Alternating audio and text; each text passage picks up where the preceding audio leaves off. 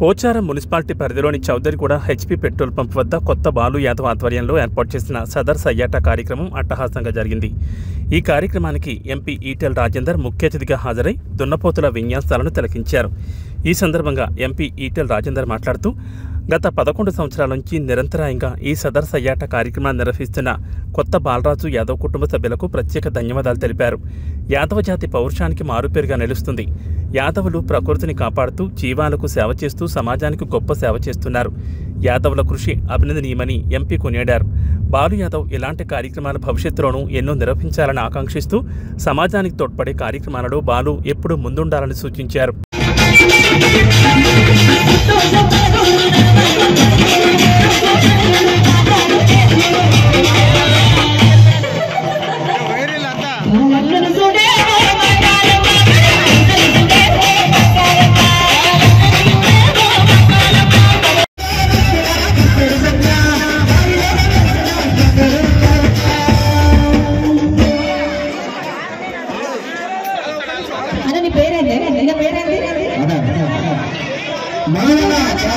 అసలు ఏమన్నా ఉన్నావా అప్పటి నుంచి